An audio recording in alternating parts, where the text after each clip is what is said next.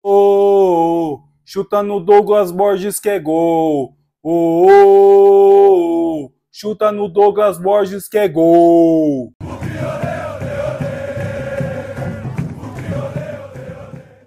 Salve, salve família bugrina! Eu falei no pós-jogo contra a Chapecoense. Não precisava desmarcar nenhum rolê por causa do Bugre, que era a derrota na certa. E não foi diferente. Só que a gente não esperava que fosse humilhante. Após a derrota contra a Chape, tivemos a demissão do Claudinei Oliveira e tempos depois a chegada do Júnior Rocha, que comparado a nomes como Barroca, Lisca, Gilson Kleina, pelo amor de Deus, de fato era a melhor opção. E ele deu até uma ajeitada no time. Sacou o Ryan da defesa, que nem ficou no banco de reservas, e promoveu o Léo Santos a um atleta que ficou entre a linha da zaga e a dos volantes. E começamos com um bom ritmo de jogo, tanto que metemos uma bola no travessão aos 20 minutos do primeiro tempo com o Luan Dias, após cobrança de escanteio do Diogo Matheus. Mas o que é bom dura pouco. Com 30 minutos o Santos abre o marcador. Aos 39 amplia com Pituca de fora da área e aos 41 toma o terceiro gol, mas o VAR anula por impedimento. Para mim, em todos esses lances, o Douglas Borges falhou. Muito braço curto, não tem envergadura boa,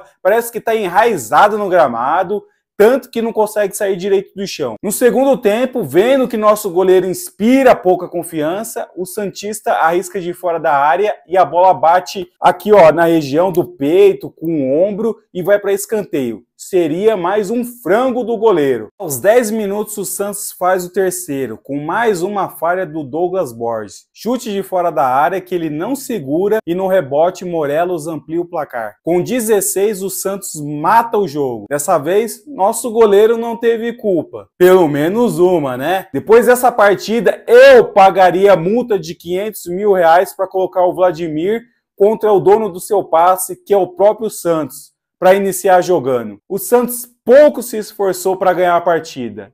E se apertasse mais, seria igual aos 8-1 da Copa do Brasil de 2010. O Bugre diminuiu de pênalti com o Caio Dantas que, se o time continuar assim, desse jeito, ele vai morrer de fome, porque a bola nunca chega nele. E quem sofreu o pênalti foi o Chay, o famoso a volta dos que não foram. Até que deu um gás ali no meio de campo, mas nada de encher o brilho dos olhos. Resumo, Vladimir precisa voltar pro gol, nossa defesa é atrapalhada, deixa muitos buracos e não faz uma marcação firme. O ataque se movimentava como queria e a defesa não o acompanhava. Nossos volantes não são de desarmar jogadas. Diogo Matheus teve 360 chances de cobrar um escanteio decente em apenas uma, a do lance do Luan Dias, que levou a algum certo perigo. E agora minhas dúvidas. Cadê o Gustavo França, melhor bugrino do jogo contra a Chape? Cadê o Renier para atuar contra o ex-clube? Cadê o Paraíso? Pô, os caras nem foram relacionados para a partida. Agora é o seguinte, sábado pega o Botafogo de Ribeirão e não estou nada animado. O time de Ribeirão Preto é tipo o Vila Nova do estado de São Paulo. Adora complicar a nossa vida. Então, vamos levantar as mãos para os céus e pedir para que Deus abençoe esse time, porque precisa muito, porque, olha, as minhas energias já estão acabando. Eu ainda estou em dúvida se vou sair de Osasco, pegar busão para assistir um jogo e sair decepcionado de lá. Vou pensar muito nisso, viu?